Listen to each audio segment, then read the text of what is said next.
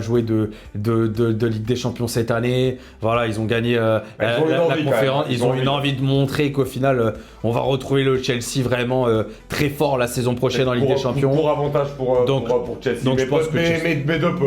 Je vois pas une grosse victoire. On enchaîne avec LAFC contre l'Espérance de Tunis. C'est ouvert. Ouais, moi je verrais bien un match. Moi je verrais l'Espérance de Tunis. Oh bah ok. Moi je mettrais l'Espérance de Tunis. C'est vrai que le LAFC fait un début de saison difficile en MLS. Hein. Ouais, donc je mise c'est plus bien sur la Tunis. de tenter les choses. Mamelody, Borussia Dortmund. Bon là, sans manquer de respect au Mamelody, je pense que le Borussia Dortmund sera quand même bien plus armé pour faire quelque chose dans cette compétition. C'est vrai que c'est un très bon club en Afrique, Mamelody, attention à pas sous-estimer. Mais je pense que Dortmund devrait passer. Dortmund va passer tranquillement.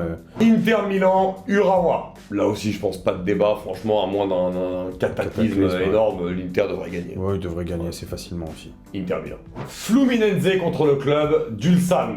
Ça peut être serré, mais je pense que Fluminense devrait quand même avoir un avantage. Hein. Je pense aussi, avec l'expérience aussi, notamment Thiago Silva.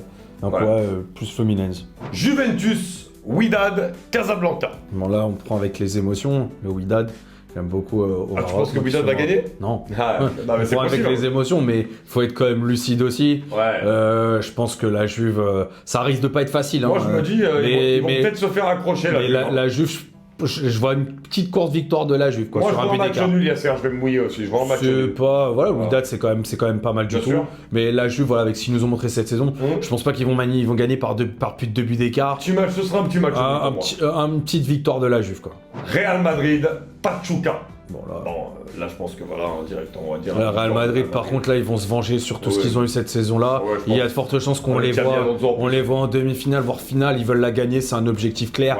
Donc là, je pense qu'ils vont se venger, malheureusement. Eux, ils vont prendre une vraie raclée, malheureusement. Manchester City, à Lane. Là aussi, parce que City aussi a envie de prendre une revanche à sa saison. Avec les débuts de Cherki, on l'espère. Reinders, Aït Nouri. La nouvelle équipe, là. Guardiola. Moi, c'est ce qui me hype, c'est ça. C'est le Real Madrid de Xabi Alonso et la nouvelle équipe de City de Guardiola avec Cherki. Ça me hype, par contre. Salzbourg, Al Hilal.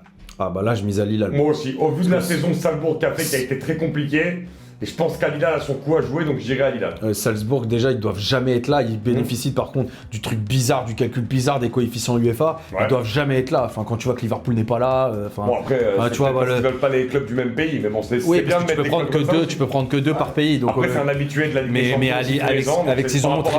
Oui, je crois qu'il compte sur les 4 dernières années. Donc, mais Salzbourg, c'est le pire Salzbourg de l'histoire, je crois. Donc, on l'a vu. Donc, Al Hilal, sincèrement, a un coup à jouer et je les vois gagner contre Salzbourg. Moi aussi. Et toi, quelles sont tes prédictions pour les deuxièmes matchs de poule de la Coupe du Monde des clubs? Dis-le nous en commentaire.